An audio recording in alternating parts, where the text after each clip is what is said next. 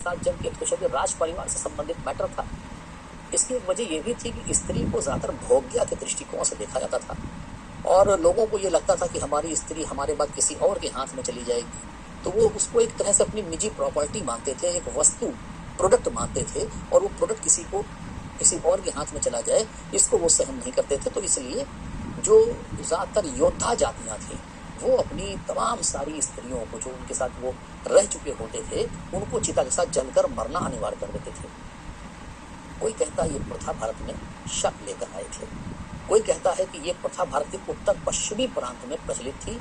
Megasthenes ने लिखा है कि पंजाब की कठ जाति में मौर्य काल में स्त्रियां अपने पति की चिता के साथ जलकर मर जाया करती थी।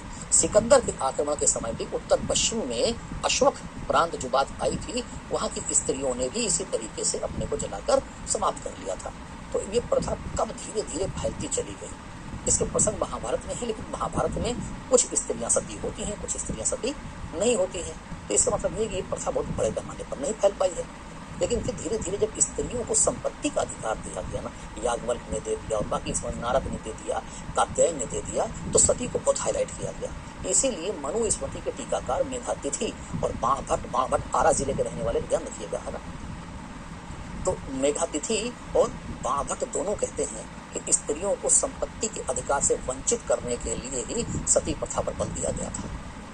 हालांकि याज्ञवल्क्य स्मृति के टीकाकार विज्ञानेश्वर सती प्रथा को बहुत अच्छा मानते हैं, प्रशंसा करते हैं। सती होने वाली स्त्री अनुसुईया पहले ही है। तो अलग अलग व्यू थे। राजा जी ने सती का विरोध किया, तो निश्चित रूप से राजा जी का भी विरोध होना तय था भाई, है ना। सब लोग तो राजा जी की बात एक्सेप्ट नहीं कर लेते। तो राजा जी के विरोध में राधाकांत देव आ गए।